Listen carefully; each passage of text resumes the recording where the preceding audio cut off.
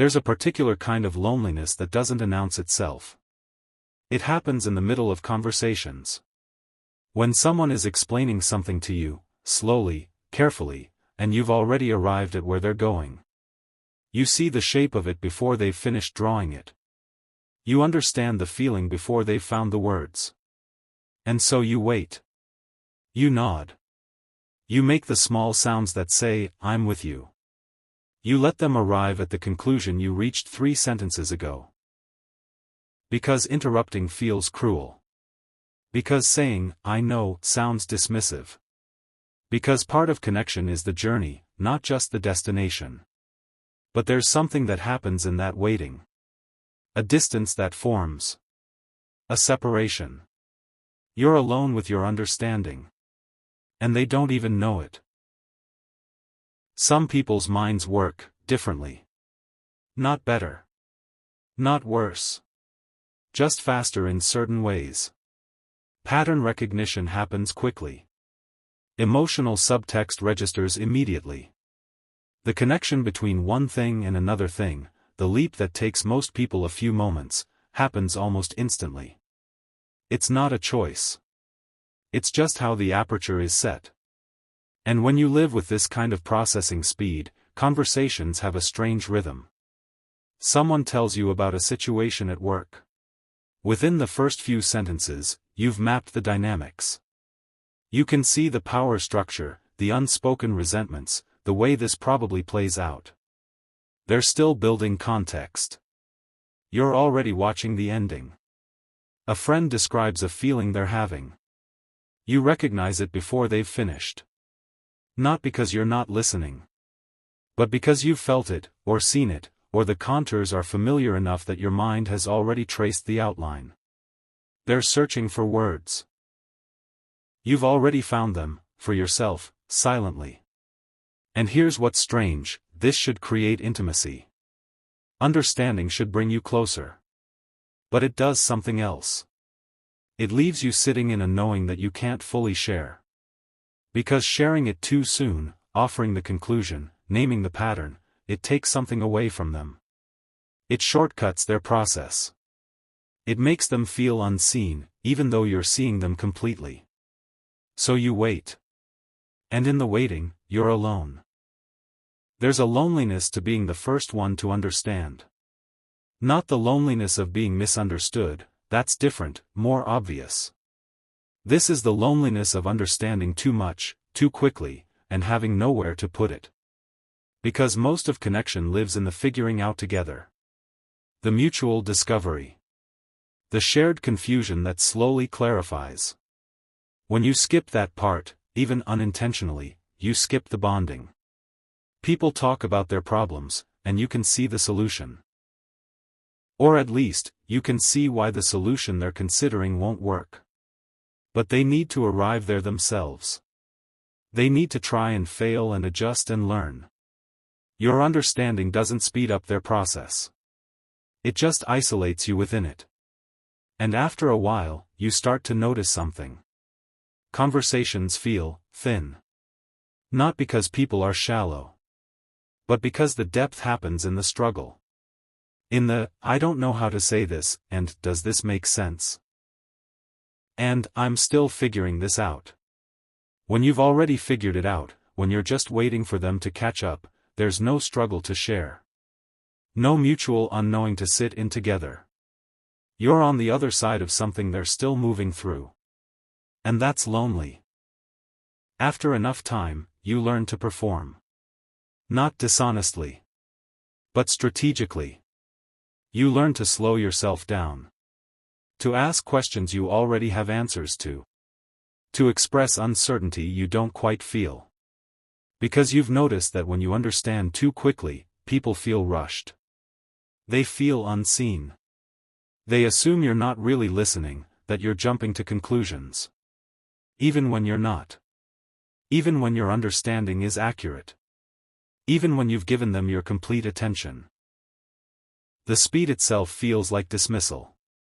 So you adjust. You pause longer before responding. You say, "Help me understand," even when you already do. You let people explain things you've already grasped. And this works. It creates space.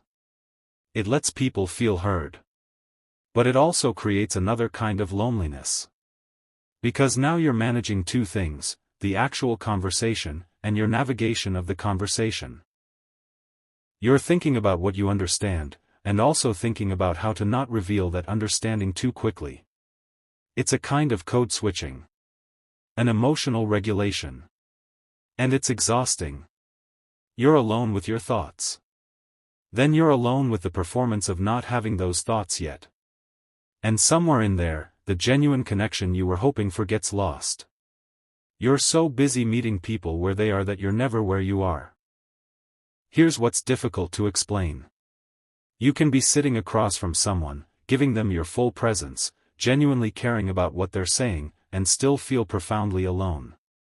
Because connection isn't just about being in the same space. It's about being in the same place, mentally and emotionally. And when you're always a few steps ahead, when you're always waiting for people to catch up, you're never quite in the same place. You're close. You're adjacent. But there's a gap. It's not their fault. They're not slow. They're not missing anything. It's just that your processing happened privately, instantly, before the conversation even got to the point where sharing could happen. And so you hold things. Observations you can't voice yet. Insights that would derail the moment.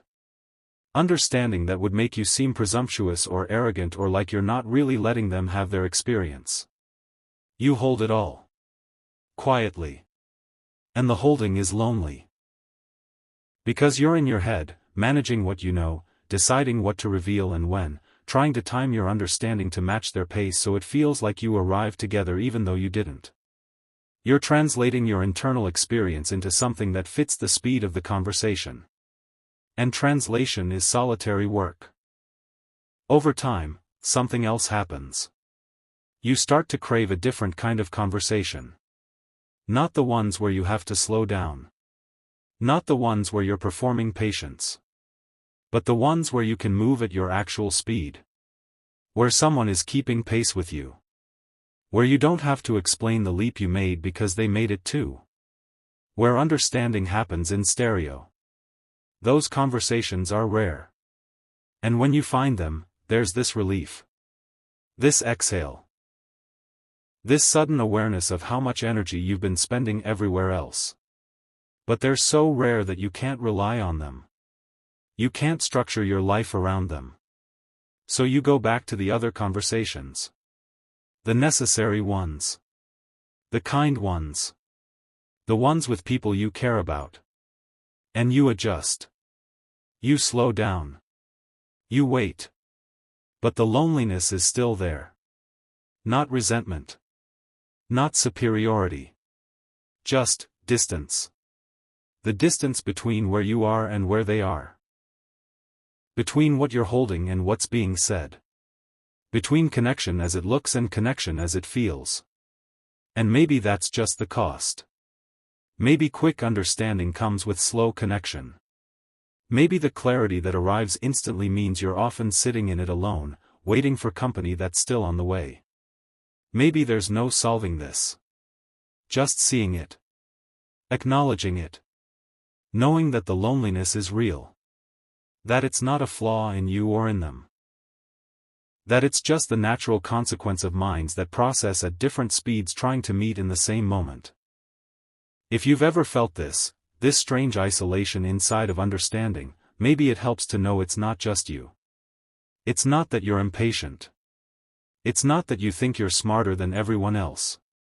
It's just that your mind moves quickly in certain ways. And that quickness, for all its advantages, comes with this. With arriving first and waiting. With understanding alone and performing confusion. With seeing the shape of things before others do and having to hold that seeing privately until it's the right time to share it. It's lonely. Not all the time. Not in every conversation. But often enough that it's worth naming. Because maybe the loneliness matters less when you understand where it comes from. When you stop wondering if you're doing something wrong. When you stop trying to fix it and just acknowledge it. You understand quickly. That's real. And sometimes, that means you understand alone. That's real too. Both things can be true. And maybe that's all there is to it. My name is James, and this is the Thinking Space. Do well to like and share.